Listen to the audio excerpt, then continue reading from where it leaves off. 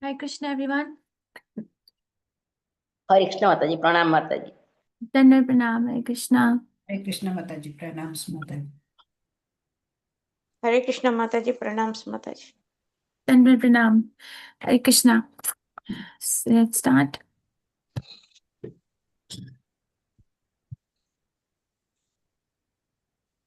Om Namo Bhagavate Vasudevaya. Om Namo Bhagavate Vasudevaya. Om Namo Bhagavate Vasudevaya. Narayanam Namaskrityam Naram Chaiva Narottamam Devim Saraswatim Vyasam Tato Jayatiraye. Nashtaprayashu Bhadreshu Nityam Bhagavate Sevaya Bhagavati Uttama Shloke Bhaktir Bhavati Nashtaki. Reading from Srimad Bhagavatam, 6th Canto, Chapter 16, verse 51. Aham vai sarva bhutani bhutatma bhutavanaha shabda brahma param brahma mamohe shashvati tanu. Venkat Narasimha Prabhuji, Hare Krishna. हरे कृष्ण माता जी। अहम वै सर्वभूतानि भूतात्मा भूतभावनः शब्द ब्रह्म परब्रह्म ममोभे शाश्वती तनुः। हरे कृष्ण माता जी। Thank you, Hare Krishna. Madhumay Krishna Kanta Mataji. Hare Krishna Mata जी, प्रणाम माता जी। ओम नमो भगवते वासुदेवाय। अहं वै सर्वभूतानि भूतात्मा भूतभावनः शब्द ब्रह्म परम ब्रह्म ममोभे शाश्वती तनु। थैंक यू माता जी। हरे Krishna. Thank you, Chitramohini Mataji, Hare Krishna. हरे कृष्ण माता जी, प्रणाम माता जी। Dandavat. ओम नमो भगवते वासुदेवाय। अहं वै सर्वभूतानि भूतात्मा भूतभावनः शब्द ब्रह्म परम ब्रह्म ममो उभे शाश्वती तनु। हरे कृष्ण माता जी। थैंक यू माता जी। Thank you, Krishna. Pranat Didi. Madhavi Mataji. Hare Krishna Mata जी, प्रणाम माता जी। Dandavat. ओम भगवते वासुदेवाय।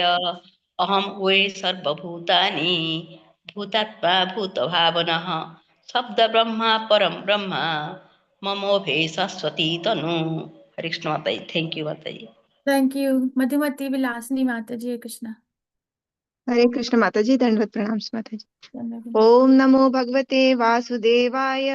अहं वै सर्वभूतानि भूतात्मा भूतभावनः शब्द ब्रह्म परम ब्रह्म ममोभे शाश्वती तनु। थैंक यू माता जी। हरे Krishna. Hare Krishna. Brevti Ratnangi Mataji. Hare Krishna Mata जी, प्रणाम माता जी। ओम नमो भगवते वासुदेवाय। अहं वै सर्वभूतानि भूतात्मा भूतभावनः शब्द ब्रह्म परम ब्रह्म ममो शाश्वती धनु। Hare Krishna Mata ji. Thank you very much. Thank you, Hare Krishna. Uttama Padma Mataji. Hare Krishna Mata ji. ओम नमो भगवते वासुदेवाय। अहं वै सर्वभूतानि भूतात्मा भूतभावनः शब्द ब्रह्म परम ब्रह्म ममोभे शाश्वती तनु। हरे कृष्ण माता जी। Thank you, Krishna. Prem Prakash Hardas Prabhu, Hare Krishna. Prem Prakash Hardas. Hare Hare Krishna Krishna. माता जी। दंडवत प्रणाम माता जी। Pranam. अहम वै सर्वभूतानि भूतात्मा भूतभावनः शब्द ब्रह्म परम ब्रह्म मनो में शाश्वती तनु। हरे कृष्ण माता जी। Thank you, Krishna. Aham, I, why indeed, Sarva Bhutani expanded in different forms of living entities. Bhutatma, the super soul of all living entities, the supreme dictator and enjoyer of them. Bhuta Bhavanaha, the cause for the manifestation of all living entities. Shabda Brahma, the transcendental sound vibration, the Hare Krishna mantra. Param Brahma, the supreme absolute truth. Mam, my, Ubhe, both, namely the form of sound and the form of spiritual identity. Shashwati, eternal, Tanu, two bodies. Translation by Shabad Ki Jai. All living entities, moving and non-moving, are my expansions and are separate from me. I am the super soul of all living beings. who exist because I manifest them. I am the form of the transcendental vibrations like Omkar and Hare Krishna, Hare Ram. And I am the supreme absolute truth. These two forms of mind, namely the transcendental sound and the eternally blissful spiritual form of the deity, are my eternal forms. They are not material. Purport by Sri Prabhupada, Bhagavad Gita. The science of devotional service has been instructed by Narad and Angira to Chitraketu. Now, because of Chitraketu's devotional service, he has seen the Supreme Personality of Godhead. By performing devotional service, one advances step by step. And when one is on the platform of love of Godhead, Prema Umartho Mahan, he sees the Supreme Lord at every moment. As stated in Bhagavad Gita, when one engages in devotional service 24 hours a day, Tesham Satata Yukta Nam Bhajatam Priti Purvakam. In accordance with the instructions of the spiritual master, his devotional service becomes more and more pleasing. Then the Supreme Personality of Godhead, who is within the core of everyone's heart, speaks to the devotees. Tadami buddhi yogam tam yen mam upayanti te. Chitraketu Maharaj was first instructed by his gurus, Angira and Narad, and now, having followed their instructions, he has come to the stage of seeing the Supreme Lord face to face. Therefore, the Lord is now instructing him in the essence of knowledge.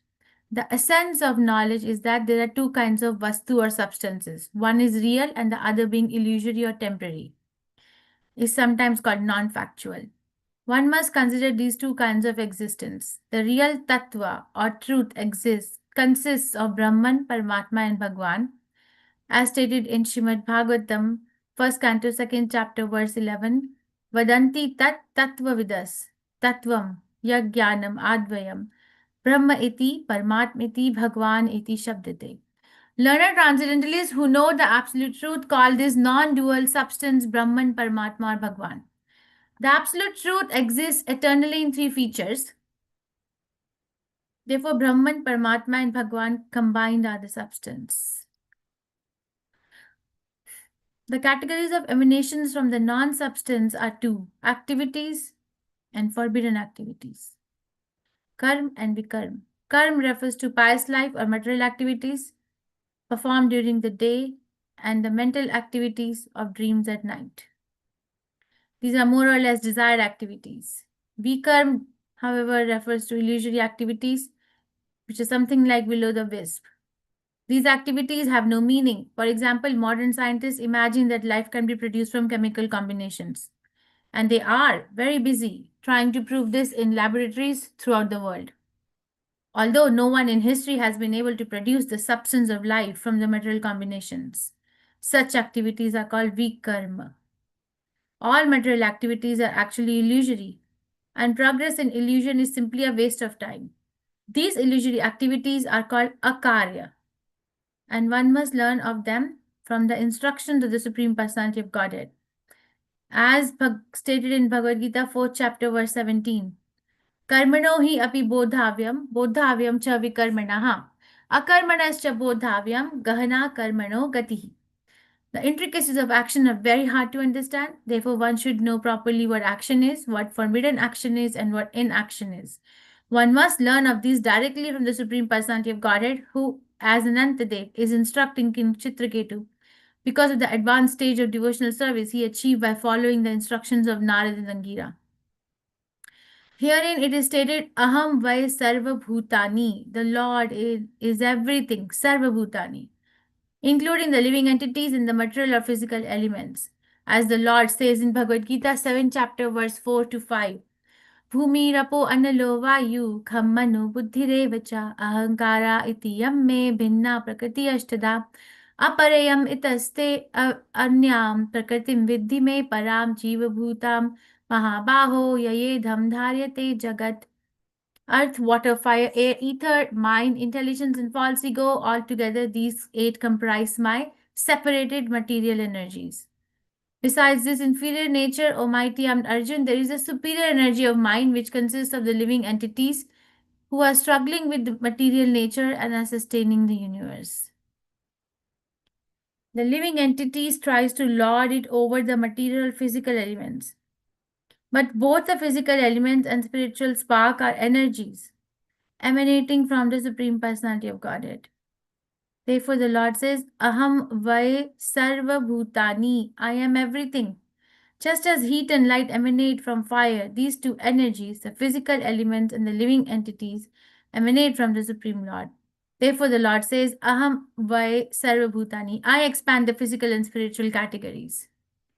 Again, the Lord as the super soul guides the living entities who are conditioned by the physical atmosphere.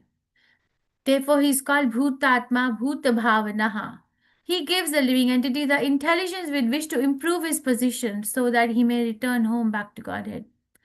Or, if he does not want to go back to Godhead, the Lord gives him the intelligence with which to improve his material position. This is confirmed by the Lord himself in Bhagavad Gita 15, chapter 15, verse. Sarvaste chaham hridi sannivishto mattasmiti jnanapohanam cha.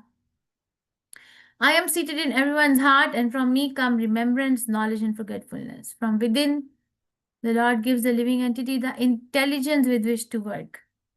Therefore, the previous verse said that after the Supreme Personality of Godhead endeavors, our endeavors begin. We cannot independently endeavor or act upon anything. Therefore, the Lord is Bhuta Bhavanaha. Another specific feature of the knowledge given in this verse is Shabda Brahma, is also a form of the Supreme Lord. Is that Shabda Brahma is also a form of the Supreme Lord. In his eternal blissful form, Lord Krishna is accepted by Arjuna as Param Brahma. A living entity in the conditioned stage accepts something illusory as substantial.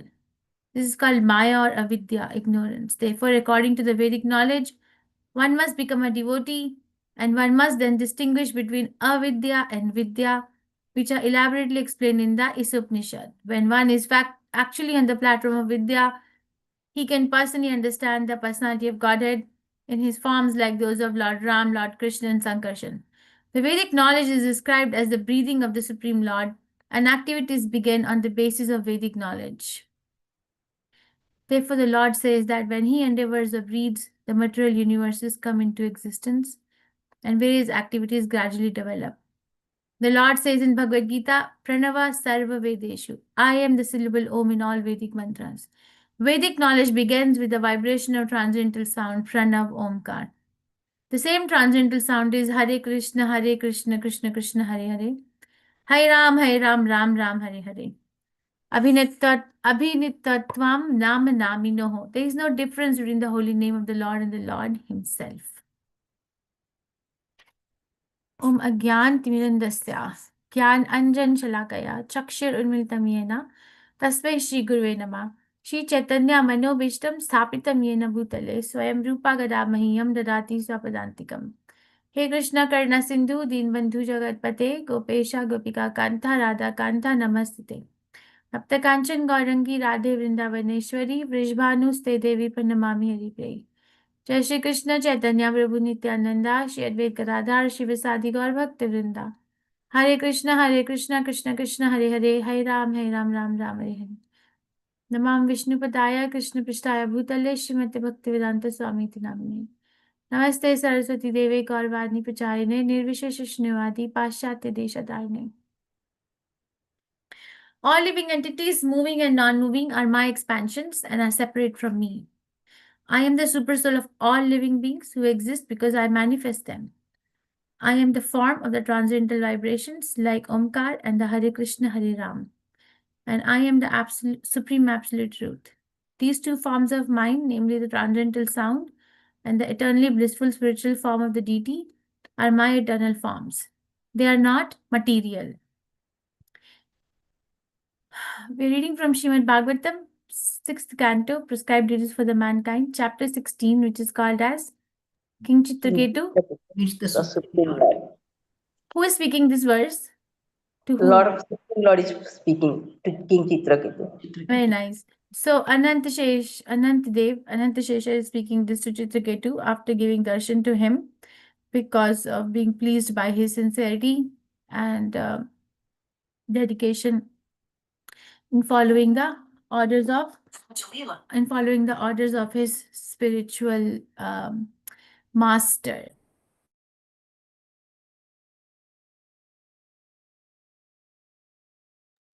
So, what did you study yesterday?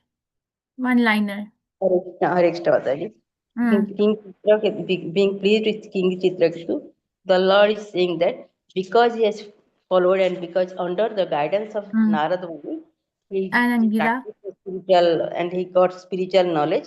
Therefore, he is able to see the Lord face to face, and he has become perfect. Hare Yes. Krishna Mataji. So what is that? Yeah, so we are all trying to become perfect in our endeavors, and the definition of perfection is given in Srimad Bhagavatam, that when we see the Supreme Personality of Godhead face to face, that is the definition of perfection. Everything else is illusory, non-factual, or temporal. Right? So in this particular verse, you see Srimad Bhagavatam tells not only the origin of us, but also the origin of everything around us. What did Srila Prabhupada say? That in darkness we cannot see, but when in the light we can see ourselves and also around us. So when we become Krishna conscious, it's not that we can only see ourselves, but we can see everything around us. So that is why it is very important, and it is vital, at least in the human form of life, to become Krishna conscious so that we don't remain in avidya. This Prabhupada is explaining avidya and vidya, right? Anything which is not connected with Krishna is avidya, and anything which is connected with Krishna is vidya. And what is the benefit? That we see ourselves, we see everything around us. Here Krishna is saying that he is the source of everything. Like aham sarvasya prabhavo matta sarvam pravartate. Or everything which is moving, achara, anything that is moving or non-moving is coming from Krishna. So we actually get to the root cause of existence of every living entity.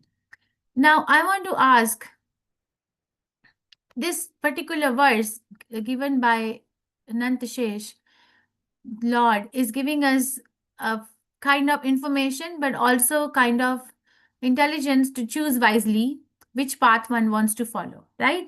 This is the information, this is the reality of what's happening, but is also giving us in a way a choice that, and Krishna is kind of very eager that we choose him over anything else. Now, I want to ask this question. I heard this in class a few months ago, that do we think that we are we are free to choose, or we think that we are not free to choose? You can raise your hand and answer, huh? Don't speak over each other. Do we think that we are free to choose, free to make a choice, or do we think we are not free to make a choice?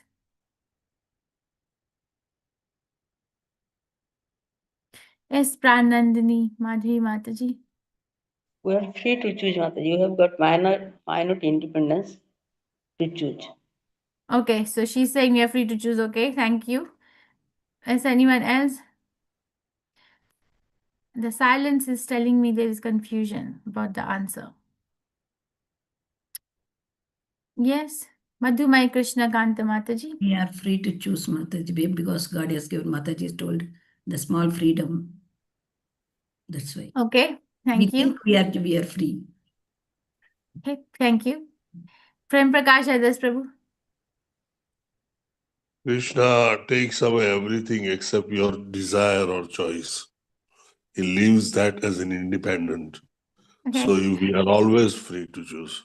Okay, very nice. Okay, so anyone who wants to say we are not really free to choose? So you see, in a given scenario that we are in, both sound right? We are free to choose, and we are also not free. Like, okay, I am free to choose whether I want to chant Hare Krishna or I want to watch a movie. I'm free to choose. But it's not, it's something invisible, right? Something very invisible force that Arjun talks about in Bhagavad Gita. Very invisible, strong force makes me choose something which I don't want to do. This happens? Yes or no? Yes, Mataji. I don't want to eat the extra rasgulla or gulab jamun because it's not good for me. It will increase my blood sugar. It will cause indigestion. It will cause problem in sleep. right? I don't want to, it's not good. I should not. But then what happens next moment? We are eating it. So we are free to choose, but then there is a force, a strong force, which actually prohibits us from executing the choice which I made inside my subtle mind. Yes or no? Yes. Yes, So, Mataji. in a way, both are true. We are free to choose, but we are also not really free. So, because the modes of material nature are very strong, they're alive, they're not dead forces. It's not a potential energy, they're alive, they're alive forces. Anything coming from Krishna is very much alive. They're manipulating the activities of the mind minute to minute. And if we are not aware, if we are not spiritually strong, then we get manipulated. It's like if we don't take precaution from getting ill, let's say you're going in front of a person who obviously has flu, and you don't wear a mask, you don't go and you go very close, you sit with them, you get the flu. Even if you have very strong body, you catch the virus, right? So if we are not spiritually very strong, we get impacted by these modes of material nature. So why am I speaking about that right now? Is that right now this particular verse is giving us the detailed information that how Krishna is the cause of everything. Everything, whether one is moving, non-moving, what kind of living being it is, what kind of planet it is, everything. And then everything exists because Krishna exists. Because Krishna made an endeavor, so our endeavor exists. Okay, and then Krishna has made himself available in the transcendental vibration like Omkar in the Hare Krishna Mahamantra in his deity form. So, because Krishna wants us to see him everywhere.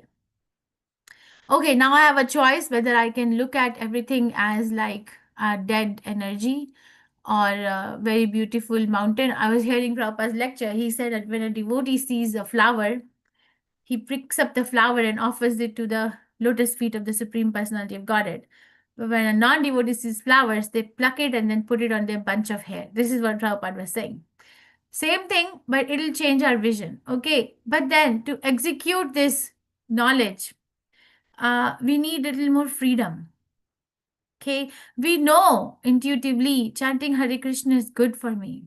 I know intuitively reading Srimad Bhagavatam, associating with devotees, eating Krishna prasadam, following 4 regulative principles is good for my health.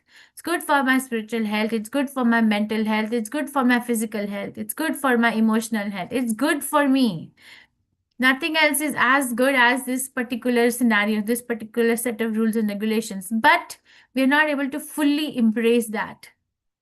Why? Understand why? Because we are not really free. So the freedom, the access to the freedom or the access to the so-called like free will given by Krishna expands as our endeavor or as our dedication or as our enthusiasm to go to Krishna expands. That is why the degree of free will is not executed to the same level by each one of us. Each one of us are going to execute the degree of free will in different manner. So free will really literally means that I am using my will to choose Krishna. If I'm choosing anything else, that's not free. That's not independent. That's dependent in the modes of material nature. If I'm using, intoxication, if I'm using if I'm, choosing sense gratification, if I'm choosing, associating with non-devotees, if I'm choosing to spend my time to sleep more, fine. But that's not, I'm not free. You see, I'm not free in making those choices. Those choices are kind of imposed on me because I'm manipulated by these modes, and the modes are pulling. Like Prabhupada gives the example of a puppet man, right? A man is making the puppets dance. Puppets are dancing, right? They're dancing, they're doing some show, but they're not free in their dance. They are pulled and pushed, pulled and pushed, pulled and pushed. So the exhibition of the free will actually lies only in one choice, that how much choice am I making to go to Krishna. And that choice or that particular access or that particular, because free will is a dynamic quality, it is not a static quality, it's a dynamic quality. It changes, it expands, it shrinks depending on how much, we are out of the modes of the material nature. So the execution of the free will be different in each devotee. You understand? So this information, okay, this particular information, this particular reality check that Ananta Shesh is telling us, and we are reading it by the mercy of our acharyas, must actually help us to choose that free will. Because in making that choice, I'm not alone. Krishna is with me. But in making a choice otherwise, I am alone. And it is imposed. How do I say that? Because you see, Prabhupada writes there that we are struggling in the 7th chapter, this one. Earth, water, fire, air, ether, mind, intelligence, and false ego. Altogether, these 8 comprise my separated material energies. Because besides this inferior nature, O mighty Amd Arjun, there is a superior energy of mind, which consists of the living entities who are struggling with material nature and are sustaining the universe. So you're struggling. Okay. So Prakritim Vidhi me param. Jiva Bhuta Mahabaho. Yayedam Dharyate Jagat. We're struggling. What is the struggle? We're not like you having weapons in our hand and we are like fighting with each other constantly. We are struggling inside of us. We are fighting a war inside of us minute to minute to make a better choice. So what is the flaw in anything that we implement in our life than Krishna conscious knowledge is that it will not help me to get out of the struggle. Okay, I can read very nice motivational book. Great. I can take a course in how to talk properly. Great. I can be a motivational speaker, a life coach. Great. Those things are great. But then it does not help me to expand the horizon or expand the area of execution of my free will, in the sense that, am I choosing Krishna over everything? Am I choosing Krishna over everything? Am I choosing Krishna over everything? That is why we need somebody who is free from all these things. Who is like acharyas, like a spiritual master, like a devotee who's stronger than us. I was reading Ramayana with my friend 2 nights ago, and in the Ramayana, the time was that Lord Ram has reached Lanka. It was Yuddhakand, and the grandfather of Ravan's Nana, grandfather of Ravan, was trying to give him the last bit of wisdom as to why he should not proceed with the war with Lord Ram. And in that, he gave the instruction that Ravan, if somebody is equal to you in the power or superior to you in the power, we must not fight with them. We must actually extend our hands for friendship. But if somebody is inferior to you in power, fight with them. So he was, and obviously there was like so many other omens that he was talking about, that, you're going to lose the war because there's so many bad omens around. There was a huge list. So what I'm trying to say is that we cannot free ourselves from this war. We cannot. And we studied that as an expression of humility. I need help. I cannot get myself out of this particular struggle. So what do we need? Sansara Dava Nalanidha Loka. To help me, Sansara Dava Nalanidha Loka. प्राणाय कारुण्य घना घना Ghana Ghanadvam. प्राप्तस्य प्राप्तस्य कल्याण Gnanavasya Vande चरणारविन्दम् Charanarvindam. So this world is like a forest fire. So only the spiritual master can bring the clouds laden with the rain to extinguish this fire. Okay, we actually, my Guru Maharaj explains this, the kind of titles that we acquire or we want to acquire in this world. Okay, somebody wants to expand their empire or want to become more rich. Somebody wants to become more knowledgeable. Somebody wants to become more famous. Somebody wants to become more beautiful. There are only 6 things we are wanting. Krishna has those 6 things, right? Somebody wants to become very renowned. Somebody wants to become very powerful. So what is the real deal? What is the real deal behind wanting all these things? What is the real deal? The real deal is that I want to feel relieved. I want sense of relief from this particular struggle that's going on inside of me. Okay, it could be like, okay, the mind brings the idea that I want to, if I have more money, then I will have more sense of security. So I don't have to become insecure. Or if I have more influence, if I have more whatever power. So it's the external manifestation is that this person is very rich or powerful or beautiful or knowledgeable or whatever, renounced. But the internal situation of a person, if they are not a devotee of Krishna, is that they are fighting this war. They're trying to subdue this, but then there is death around the corner. So you see, it's simultaneously true and not true that yes, I have a free will, but I am not free to execute that free will completely. And what is the definition of the free will? The definition of the free will is not in choosing to drink an alcohol. That's not execution of free will. Because free will means that I'm independent in making a choice. That is under the modes of material nature. How can it be free? How can it be free? That is, the free will is that when I'm chanting Krishna, Hare Krishna, and I'm choosing Krishna. It looks very difficult to a conditioned soul to choose Krishna. Very, very difficult. That is why we need hand-holding by acharyas, by Narad Muni, by Srimad Bhagavatam, by our devotee friends association. Okay, so it is very difficult to make a correct choice. And Prabhupada, what was that? I was reading my Guru Maharaj's class. Now I read the other day that Prabhupada said that to fall down is third class, but to remain fallen is also third class. So become first class by getting up again and giving yourself another chance.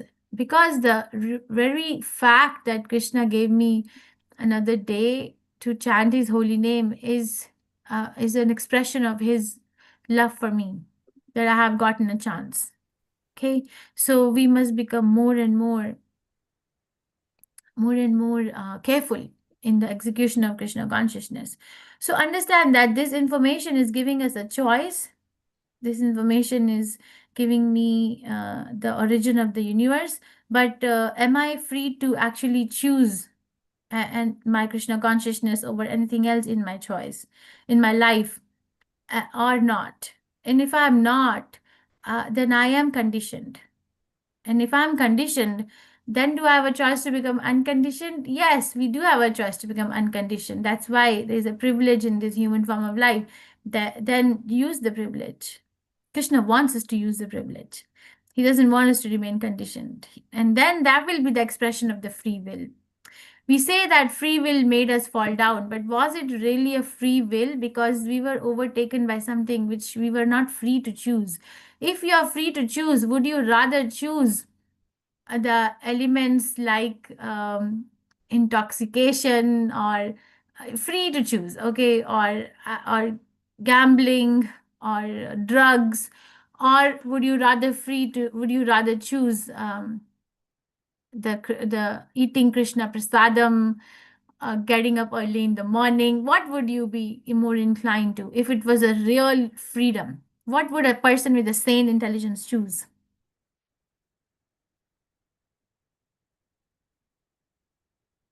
Oh, am I audible?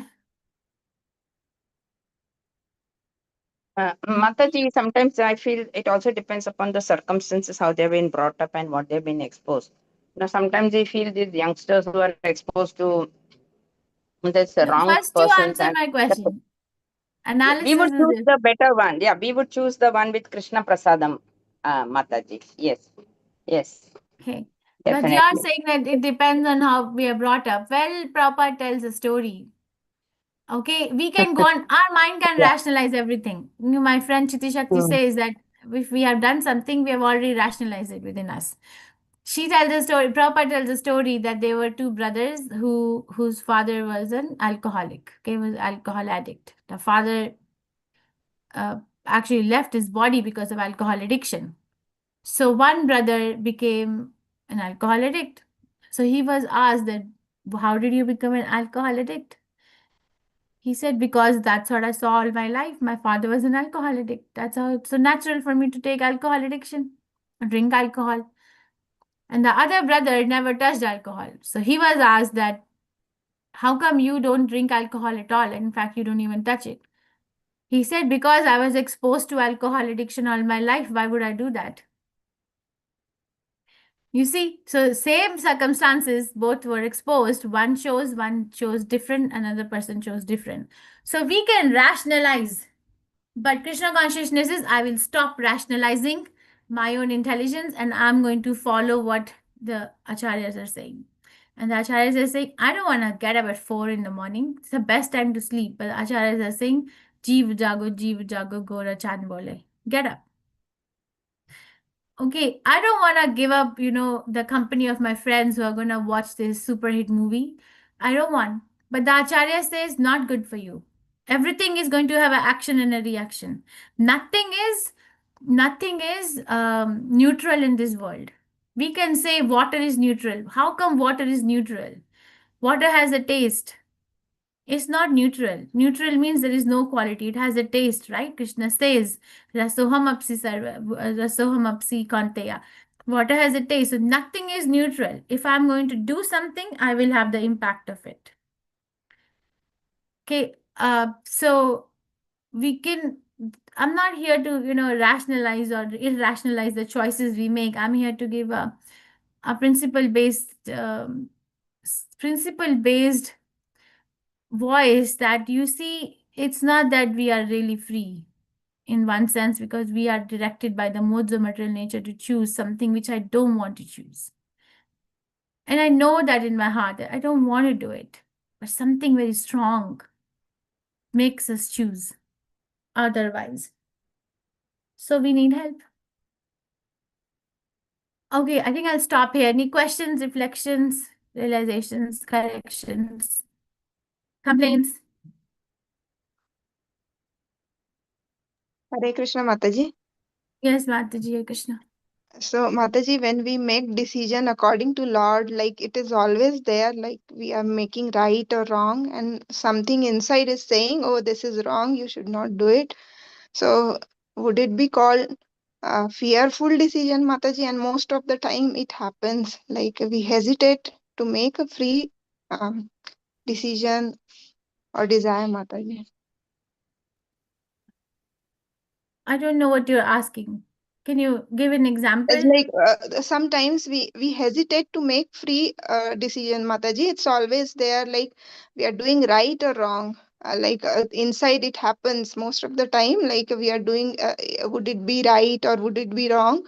So and we do not make decision like with free full confidence, Mataji. So because of God fear, or maybe something will it's not according to Lord.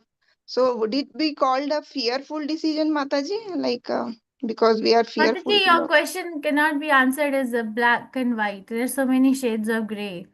Okay, so what is the second chapter Bhagavad Gita? We teach like that, right? That there are 3 kinds of decision-making abilities. A person who is impacted mostly by mode of ignorance is indecisive, cannot decide anything. Person who is impacted mostly by the mode of passion is impulsive. The decision they make is very impulsive decisions, not really thought through. Person who is in the mode of goodness makes very intelligent decisions.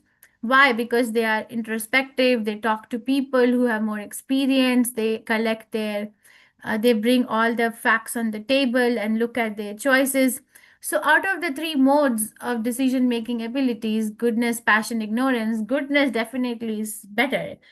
But Krishna says that that is also not perfect. because we have to make decisions in pure goodness, and that can only be done if we are approaching an authority. A Krishna conscious person, it's not there's so many kind of decision we're making. It's not that I'm gonna ask my spiritual master, Guru Maharaj, what should I wear today? Or Guru Maharaj, what should I cook today? Yeah, of course, when he comes to me, I definitely ask him what should I cook, but not on day-to-day basis. Or Guru Maharaj, what should I, should I eat at 12 o'clock in the afternoon, or should I eat at 2 o'clock? Not like that, but other decisions, bigger choices, which will impact my Krishna consciousness. Let's say, today I was talking to one devotee that marriage, let's say somebody wants to get married. There is a big decision. It's not a small decision. It's going to change the trajectory of their life. That kind of a decision definitely needs the guidance of superior authorities. You cannot make that decision in the mode of goodness, passion, or ignorance. It has to be from the spiritual perspective. Okay, we will always be unsure about ourselves if we are not making a decision based on the authority. And we are fortunate to have that access. It's not that we don't have it. We just need to use it more. But there's so many shades of gray in your question. I don't know if I addressed it. Yes, That's why Mataji. it is always beneficial to give example when you ask such question. So then we can dig more. But it's fine. Thank you, Mataji. Hare Krishna. Any other